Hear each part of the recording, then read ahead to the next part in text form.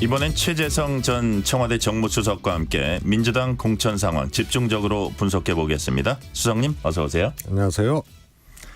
이런 예상들 많이 했던 것 같습니다. 와, 이 정도 뜨거운 감자 민주당 공천의 뇌관이면 과연 임종석 전 실장에게 공천을 안 줄 수 있을까?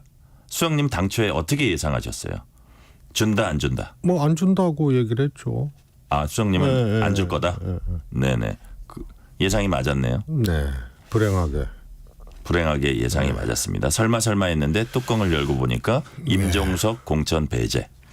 문재인 전 대통령도 이해찬 상임 고문도 그렇게 명문정당 깨지면 안 된다고 강조를 하셨었어요. 근데 그 반대 상황이 된 겁니다. 왜 이런 결정이 나온 걸까요? 이건 뭐 100% 이재명 대표의 생각이죠. 뭐 전략 공간위에서 뭐 자체적으로 전략적으로 판단해서 한 것이 아니고 이재명 대표의 생각이 100% 반영이 된 건데요. 우선은 그럼 왜 임종석 안 주지? 그걸 얘기를 해야 될 거 아니에요. 그러면은 전 정부 책임론인가? 그러면은 윤석열 정권하고 똑같은 논리예요. 그다음에 국민의힘하고 똑같은 논리. 뭐 나올 때마다 전 정부 책임론 얘기를 하잖아요. 그럼 운동권 청산론이냐? 그러면 한동훈 비대위원장이 당대표를 세게하는 거예요? 국민의힘하고 민주당에도 운동권 청산론이 먹히고 비례정당 대표도 하는 격 아니에요 지금? 그러면은 이게 왜 뭐 안 했느냐 임종석을 이 사유가 있어야 될 거 아니에요. 근데 이게 불분명해요. 그러면 소위 말해서 지명도 있고 경쟁력 있는 사람들이 험지로 출마해라. 근데 처음부터 그런 이 방침이 아니었어요.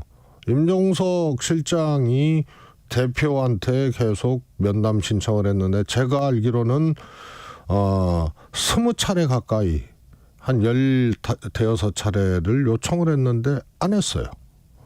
그러면은 전략적으로 경쟁력이 있으니 어려운 지역에 좀 나가달라 하면은 그러면 그런 경쟁력 있는 후보고 전략적 카드면은 의논을 해야 될 거 아니에요. 이런 과정을 전혀 무시하고 이 응대도 안 해주고 하다가 경쟁력 있는 사람은 그러면 험지로 가라 이런 거예요. 그런데 이 논리도 또 안 맞는 게 과정이 일단은 석연치 않았고요. 정당하지 않았고. 두 번째로는 중성동 갑은요. 보십시오. 임종석 실장이 아니면은 치는 지역이에요. 민주당이 그렇게 어려운 지역입니까? 그렇습니다. 최근에 조사도 그렇잖아요. 보도도 났고 그랬지만 유니스 후보를 공천을 하고 그리고 이러면서 격전지가 됐거든요. 그리고 기실 격전지입니다. 옛날의 성동갑이 아니에요. 그래서 지난 지방선거 때 서울시장 선거에서 민주당이 강남 3구 빼고 꼴찌에서 두 번째 득표를 한 곳이 성동이에요. 네. 지난 대선 때도 이재명 후보 0.7% 석패했잖아요. 10% 진대예요. 성동이. 그렇습니다. 네. 그래서 지금 조사도 그렇고 조사상의 결과도 그렇고 임종석 아니면 지는데 왜 굳이 그렇게 하려고 그러냐. 그러면은 험지 가서 뭐 지고 그다음에 그 과정도 석연치 않았고 그다음에 중성동 가면 헌납하게 되고 이런 문제가 있잖아요. 네. 또 하나는 전현희 위원장 있잖아요. 네? 전현희 위원장도 괴로워요. 며칠 전까지 그야말로 불출마 백의정군을 준비하고 고민했던 분이에요. 전현희 위원장이요. 네. 그런데 전현희 위원장한테 의사도 물어보지 않고 전현희 위원장을 한 거 아니에요? 이런 법이 어디 있습니까? 그런데 보통 그럼 중성동 갑을 민주당이 이기기 위해서 임종석을 배제했는데 그럼 전현희 위원장의 경쟁력이 어떤지 이거는 돌려봐야 될 거 아니에요. 여론조사를. 네. 전현희 위원장은 조사도 돌려보지도 않고 덜커덩 해버린 거예요. 그래서 제가 아는 상식으로는 정말로 이거는 찾아보기 힘든 과정과 결과를 이재명 대표가 정말 이건 기괴하게 한 거예요. 자, 임종석 전 실장 오늘 입장 발표할 예정입니다. 어떤 입장 밝힐 예정인가요? 잘 아실 거예요. 그냥 좀 말씀해 주세요. 우선은 임종석 실장이 네. 개인의 문제를 좀 넘어서서 정말 이게 일단 납득이 돼야 될 거 아니에요. 그래서 그러면 배제 사유나 이런 것들을 좀 분명히 해주고, 그리고 일종의 이제 이 배제 사유나 이런 것들이 분명치 않고 이러면은 이거 재고해야 되는 거 아니냐, 뭐 이런 거 아닌가 싶어요. 네. 여기서 뭐 나는 여기서 뭐 임종석 실장이 그럴 분도 아니죠. 뭐 탈당하거나 뭐 무소속 출마하겠다 뭐 그 가능성은 아주 낮게 보시는 거죠? 저는 그거는 없다고 보고요. 탈당 그래도 가능성이 일단 민주당을 정말 민주당을 제 몸처럼 그렇게 생각하고 함께 해왔던 사람이고요. 재고는 해달라 이런 내용은 포함될 것 같아요. 저는 그게 임종석 실장이 해야 될 일이고 할 수 있는 일이라고 봐요. 그게 좀 책임 있는 저 발언이다. 네. 네. 일단은 재고를 해달라 그런 스탠스로 말이 나올 것 같다 말씀이시죠? 이건 전현희 위원장도 죽이는 카드예요. 네. 자, 이거는 좀 잘못된 결정이니까 재고해달라. 만약에 이렇게 임종석 전 실장이 얘기하면 그게 이제 받아들여지면은 이제 그 다음에는 이제 우리가 더 이 문제를 논의할 필요는 없는데 그게 또 안 받아들여질 가능성이 높다고 보세요? 낮다고 보세요? 저는 안 받아준다고 봐요. 그 다음에는 어떻게 됩니까? 그러면? 아마 임종석 실장은 예. 당에는 남아요? 뭐 그것까지 제가 미리 예단을 할 수는 없지만 당에는 당연히 남고요. 네네. 그리고 아마 그렇게 살아오지 않았어요. 네, 제가 알기로 임종석 실장의 생각도 그렇고 민주당을 생각하는 그 애정 이것도 그렇고 아마 본인이 어떻게 출마하거나 이런 구질구질한지를 안 할 겁니다. 아 그래요? 네. 뭐 송파 뭐 갑이나 험지 이런 데 안 출마든 가고 뭐 양재 출마든 뭐. 자기는 반드시 여기를 하겠다고 이렇게 강력히 밝혔기 때문에 지금 뭐 다른 데 하나 찾아가지고 간다 그럴 가능성도 낮다고 보시는 거예요? 구차하죠. 매우 이거는 비루한 결정인데 네. 본인이 배제된 게 임종석 실장이 똑같이 비루하게 행보하지는 않는다고 봐요. 네. 지금 이 사태가 지금 어떻게 보면 그 비명 특히 이제 친문 입장에서는 약간 임계점을 넘었다 혹은 폭발하는 어떤 포인트다 이렇게 말씀하시는 분들이 많거든요. 그렇다면 친명과 친문은 이번 일로 돌아올 수 없는 다리를 건넜다 안 건넜다 어느 쪽입니까? 뭐 저는 그것이 네. 합당한 구도인지 모르겠어요. 합당한 이 프레임인지. 프레임인지. 네, 친명과 친문에게. 네. 왜냐하면 소위 말해서 친문이라고 하는 정치인들이 그렇게 생각한 적이 없고 그렇게 행동하지 않았거든요. 그런데 임종석 실장은 특히 국회의원도 아니었잖아요. 당 소속 국회의원도 아니었잖아요. 그렇죠. 지금 4번을 건너뛰었어요. 총선 4번이면 16년을 본인이 불출마하거나 아주 어려울 때 본선에서 패하거나 불출마를 2번을 했죠. 네. 그런 사람이 이번이면은 20년을 건너뛰는 거예요. 30대 초반에 이세기 당시 상대하고 아주 그때가 성동이었죠. 성동이었죠. 네네. 그 20년을 건너뛰게 되는 거예요. 그래서 특히 임종석 실장은 뭐 친명, 친문 이런 구도에 해당할 만한 그런 상황에 있지도 않았고 그런 생각도 없어요. 네. 그런데 보통 그렇잖아요. 통합이라고 하면은 비주류나 이런 분들이 반발하고 이러면서 늘 깨고 주류나 대표는 이걸 어떻게든 이 봉합하고 같이 하려고 하는 거고. 근데 이번은 완전히 거꾸로 된 거 아니에요? 제가 보기에는 대표발로 주류발로 그나마 남은 명문 통합, 명문 정당 이것을 대표발로 주류발로 이렇게 깬 거는 저도 정치하면서 처음 봐요. 보통 비주류가 치받고 이러면서 균열이 일어나고 그러면은 맞고 탈당하려면 탈당하지 말라 그러고 네. 보직도 오히려 주고 공천도 그래서 역대 반노 반문했던 분들이요. 안정적으로 다 공천 받은 거예요. 좋아서 좋겠어요. 야당은 민주당은 분열하면은 진다는 그런 어떤 이 지울 수 없는 기록이 있어요. 당이 깨지지 말아야 하니까. 그런데 주류발로 이렇게 하는 거는 네. 저는 듣지도 못하고 보지도 못하고 경험도 못 해봤어요.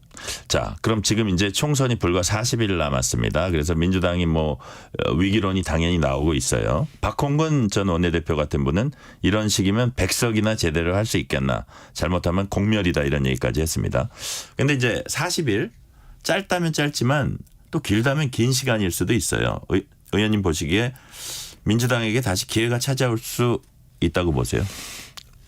저는 세 가지를 주문했는데요. 네. 하나가 헌신입니다. 대표를 비롯해서 사무총장, 이 주류 또 핵심 공천 라인에서 먼저 누군가 헌신을 해야 정당한 조치에도 항의하고 그러잖아요. 네. 정당한 조치. 예를 일단 들어서 공천 떨어지면 컷오프 누가 봐도 컷오프 해야 된다라고 생각하는 사람이나 누가 봐도 하위 20% 들어갈 만한 사람이야. 이래도 정당한 조치에도 저항을 하고 그것이 통용이 되고 그게 뉴스가 되죠. 4년 전에는 하위 20% 없었습니까? 4년 전에는 컷오프 없었습니까? 있었죠. 그런데도 이런 잡음이 안 난 것은 그야말로 당이 노력을 했던 거고 이해찬 대표가 출마하지 않았잖아요. 그래서 헌신이 전제되면 네. 이런 이제 정당한 조치에도 문제 제기라고 하는 것은 다 제압을 하고 정리를 할 수가 있어요. 노웅래 의원께서 대표는 어쩌고 내 사건은 어쩌고 이렇게 비견하는 게 바로 그 쇄신이 없어서 그런 거예요. 사무총장도 똑같은 거예요. 제가 일찍이 대표는 불출마가 정답이고 사무총장도 불출마로 헌신하라고 얘기한 이유예요. 그다음에 하나가 통합이에요. 그 정점에 임종석이 있었던 거예요. 그런데 이거를 대표발 주류발로 배제를 하면서 그나마 있는 명문 정당 통합도 깨진 거죠. 그다음에 하나가 규율이에요. 예?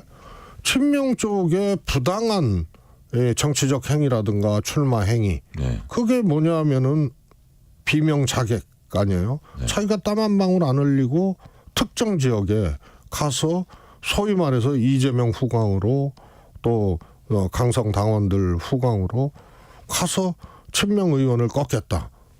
그게 대표적으로 김우영 같은 사람은요. 강원도당 현재 위원장이 수리가 안 됐으니까. 네네. 이런 세 가지를 제가 주문했는데 이제 임종석 공천 배제로 이게 이제 마침표가 찍어지면은 그러면 이게 물 건너가서 제가 보기엔 선거 패배를 예약하는 사천보다 더 무서운 게 패천이에요. 지는 공천. 그래서 한 지역 다 뜯어보면서 인물 구도를 만들고 그리고 배제하고 싶어도 혹은 페널티를 주고 싶어도 여기는 이렇게 되면은 지기 때문에 안 된다 하면은 또 그런 것들을 또 무마하고 넘어가고 하는 것인데 지금 통째로 지금 헌납한 지역이 제 눈으로 보기에도 10여 석 되는 거예요. 그럼 30석 갖고 오면은 국민의힘이 과반하는 거 아니에요. 네.